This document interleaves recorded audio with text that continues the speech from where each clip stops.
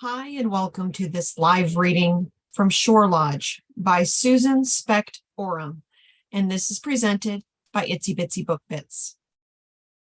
The beginning. Albert poured 2 glasses of champagne at the dining table to celebrate with a toast. The smell of baking pot roast wafted out of the kitchen. As we raised our glasses, I said, "The number 33 will bring us luck. We've spent a third of a century together.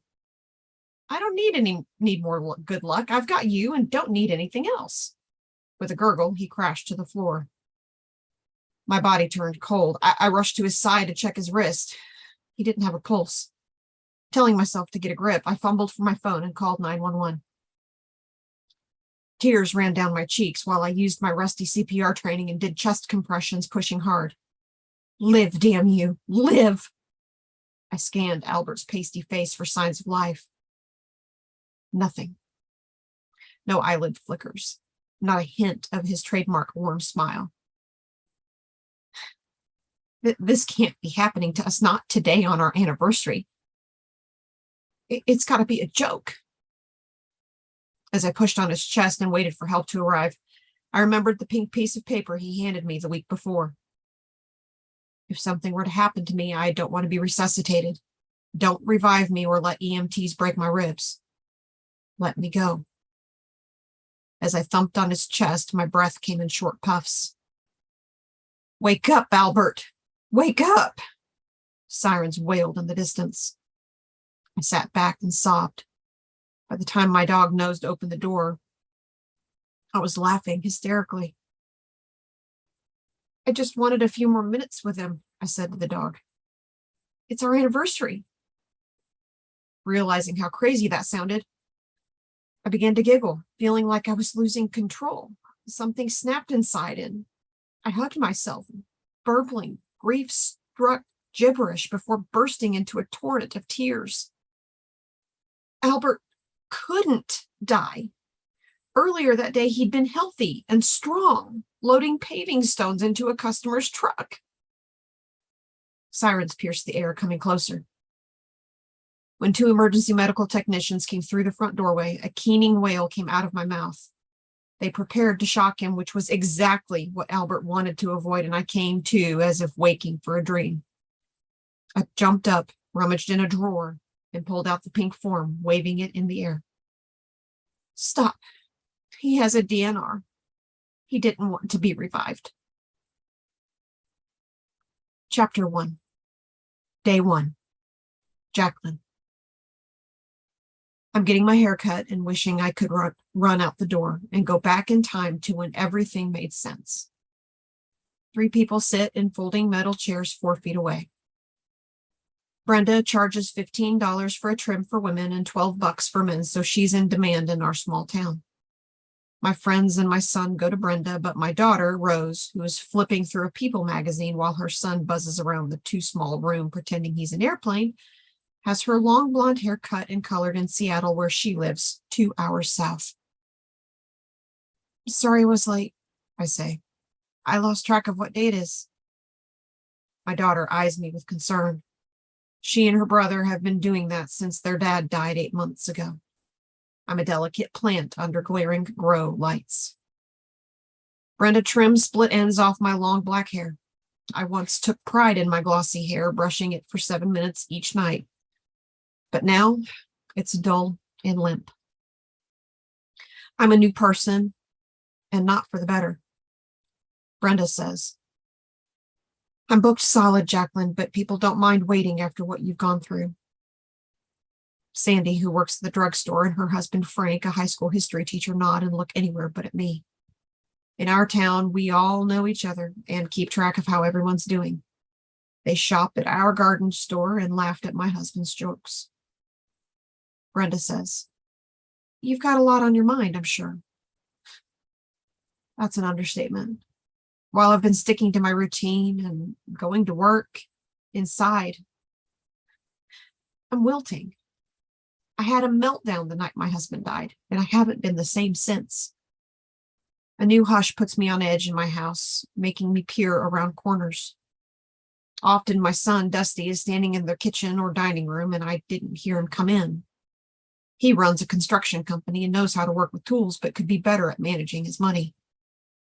You're young, Brenda says. You'll heal fast.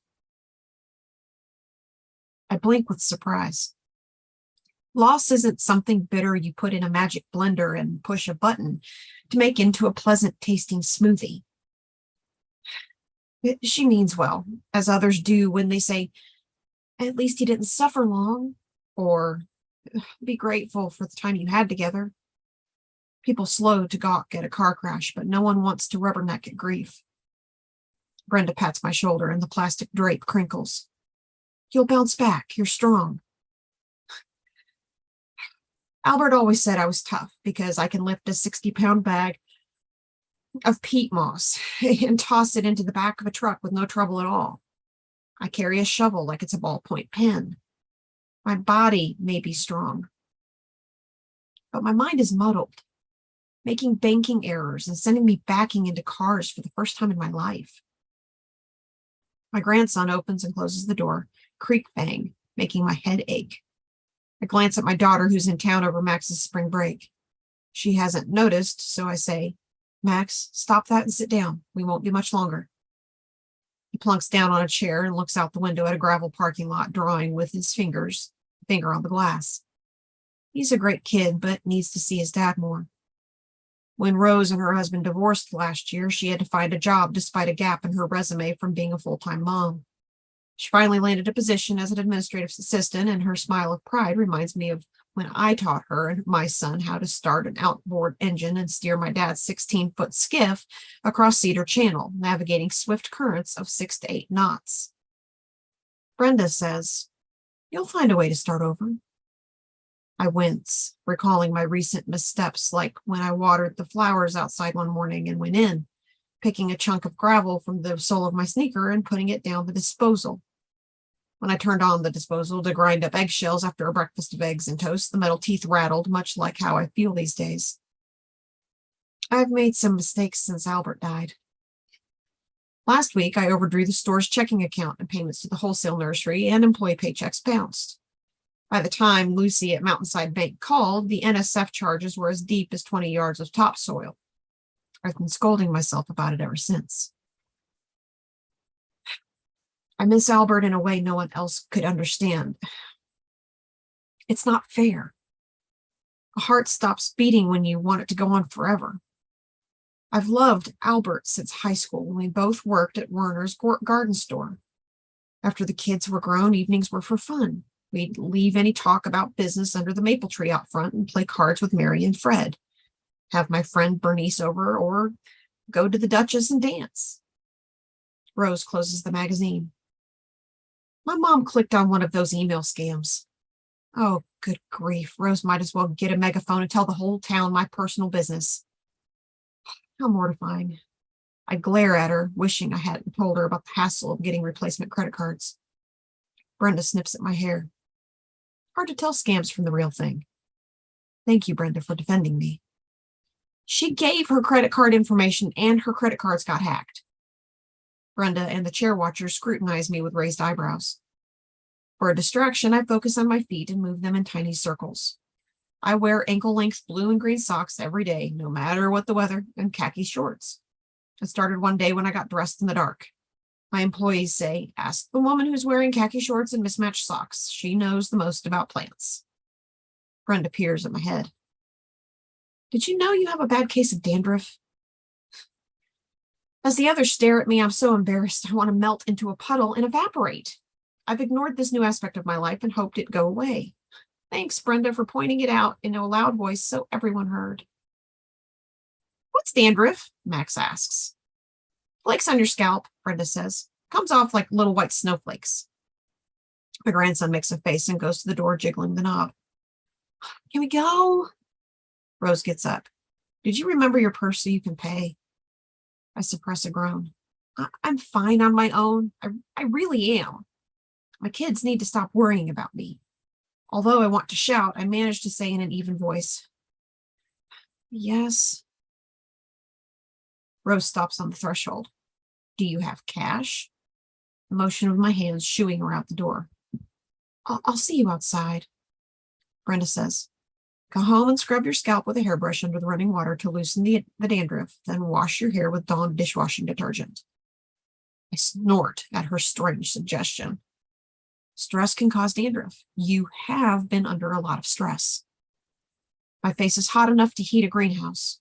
No one knows stress like I do, considering what I found out after Albert died. The tsunami alert siren goes off with a recorded warning to follow escape routes in the event of a tsunami. It must be noon on Saturday. I rip the plastic drape from my neck, sending black hairs flying, slap a $20 bill on the counter, and run for the safety of my yellow bungalow.